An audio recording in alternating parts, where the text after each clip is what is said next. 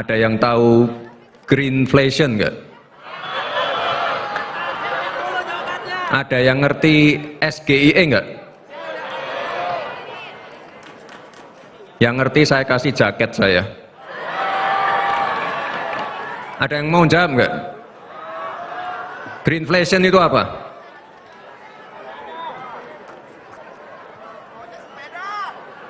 Coba MC pilih salah satu coba.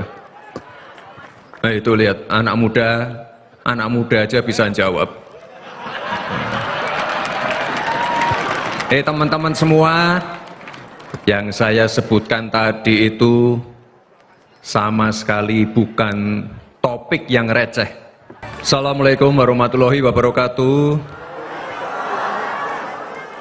Salam sejahtera, Shalom, Om Swastiastu, Namo Buddhaya, salam kebajikan, Rahayu, Rahayu, Rahayu.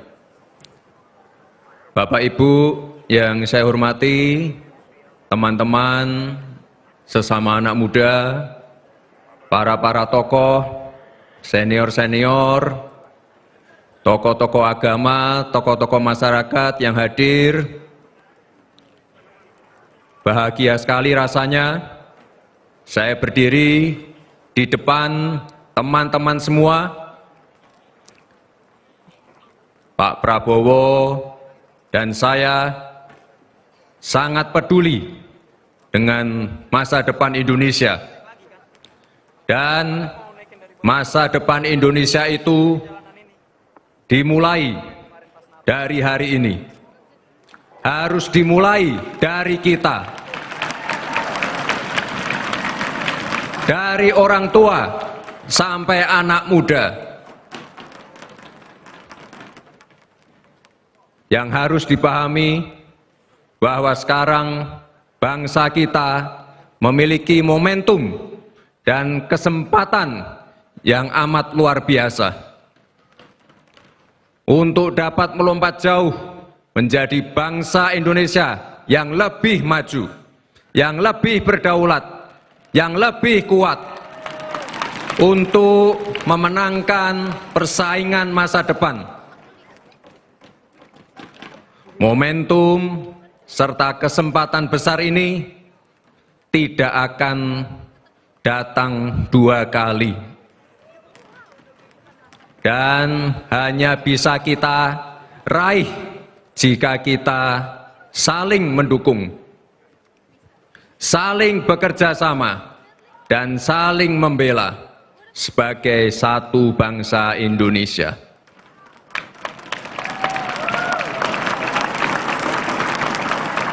Boleh tidak saya bertanya dulu kepada anak-anak muda yang ada di sini? Ada yang tahu greenflation nggak? Ada yang ngerti SGIE nggak? Yang ngerti saya kasih jaket saya. Ada yang mau jawab nggak? Greenflation itu apa?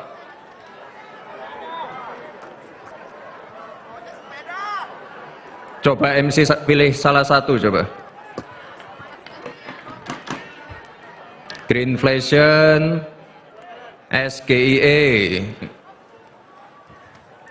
Saya kasih jaket yang kemarin kita pakai pada waktu debat. Kemarin nonton debat semua ya? Baik. Oke, ini ternyata yang dipilih, silakan Masnya, boleh sebutkan namanya dan jawabnya silakan langsung boleh kepada Mas Gibran Raka Buming Raka. Mas Gibran izin menjawab.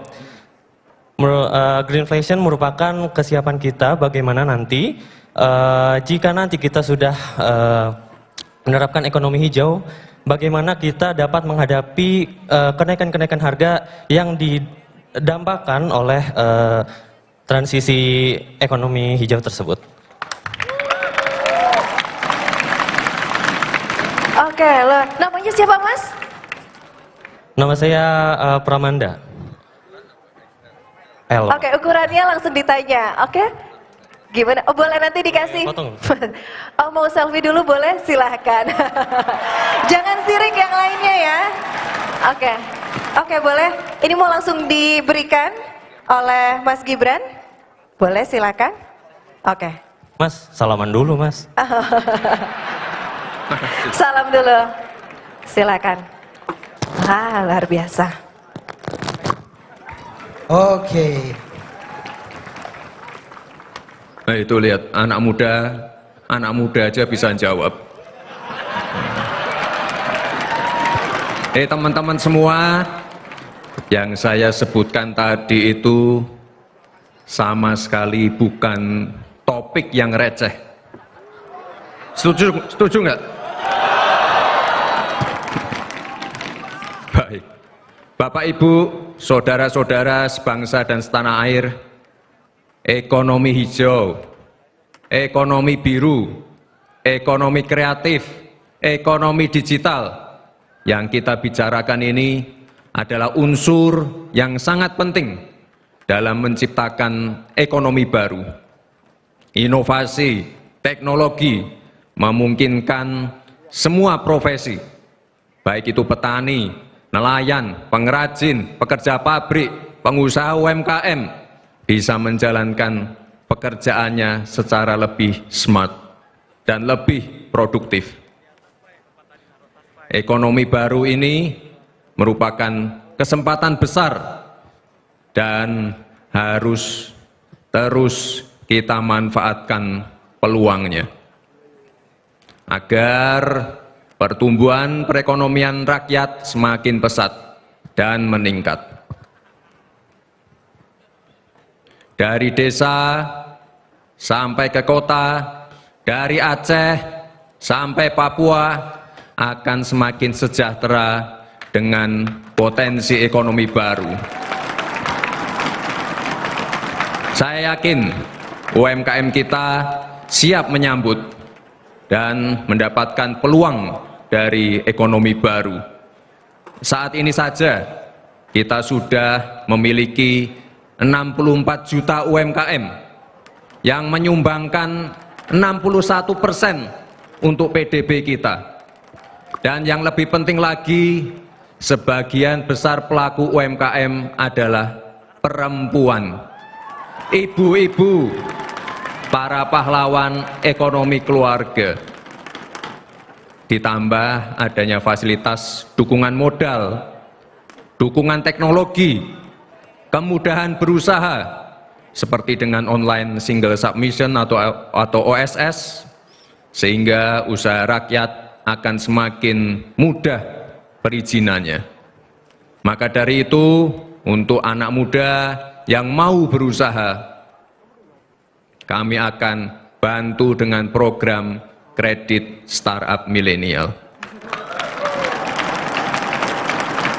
Sebagai bangsa yang berdaulat, kita tidak boleh pasrah hanya menjadi pasar. Kita tidak boleh hanya menjadi penonton, tapi kita harus menjadi bangsa yang produktif, unggul, dan mampu mengambil banyak peluang baru ke depan. Investasi penting bagi bangsa kita ke depan. Mengelola sumber daya alam dengan baik, mengembangkan teknologi, dan meningkatkan kemampuan sumber daya manusianya. Hal yang tadi saya sampaikan tidak akan bisa kita raih tanpa hilirisasi di berbagai sektor. Hilirisasi ini sangat penting untuk kita pahami bersama. Kita mengolah bahan mentah menjadi barang jadi yang bernilai ekonomi tinggi.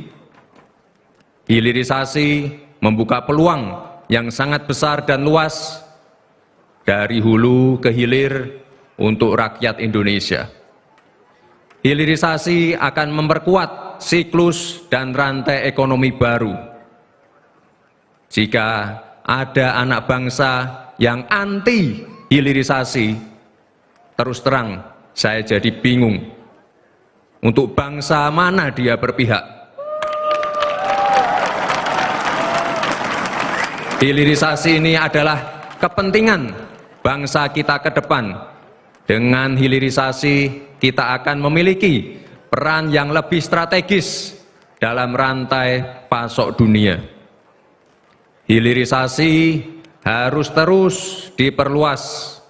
Misalnya, nelayan bukan hanya menangkap ikan, tapi juga koperasinya mempunyai cold storage, pasar ikan, serta pabrik olahan sampai kemampuan ekspor.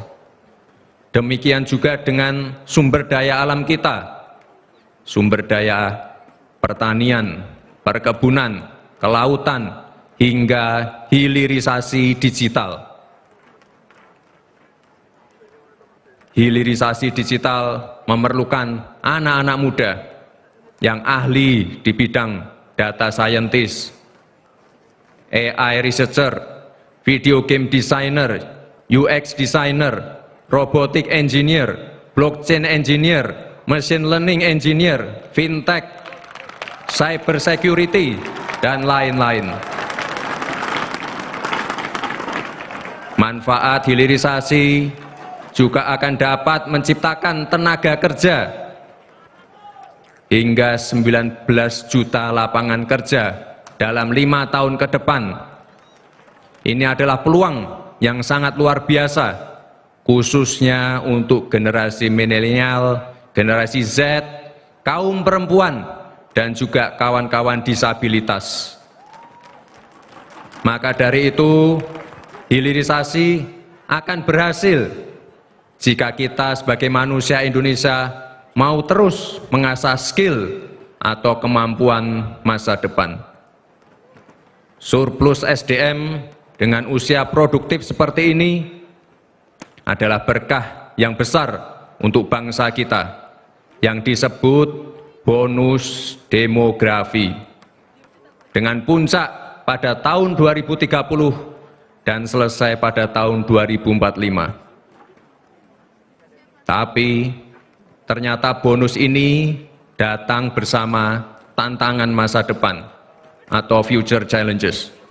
Maka kita perhatikan betul dari kebutuhan mendasar, seperti antaranya makan siang dan susu gratis untuk ibu hamil, siswa, dan juga santri.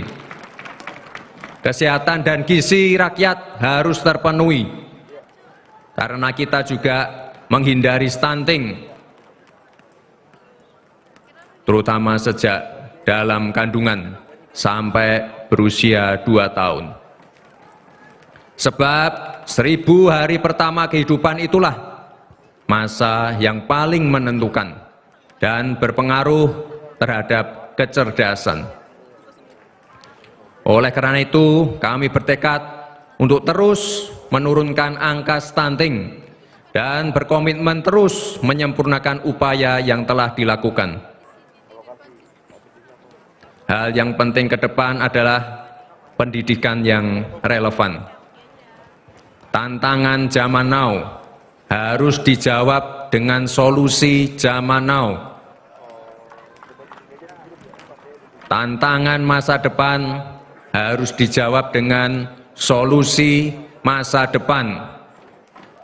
Pelajaran-pelajaran yang diperoleh harus dipastikan dapat meningkatkan kemampuan future skills yang mampu membuat anak-anak mengubah future challenge menjadi future opportunity. Tantangan masa depan menjadi kesempatan masa depan. Disinilah juga peran infrastruktur yang harus terus dibangun untuk mempermudah aktivitas dan konektivitas masyarakat Indonesia. Sebagai penutup, saya ingin menyampaikan bahwa di era dulu kita banyak bicara soal energi fosil. Di era sekarang kita banyak bicara soal energi baru terbarukan. Tapi Indonesia memiliki energi yang sangat luar biasa, yang jarang dibicarakan, yaitu energi anak muda.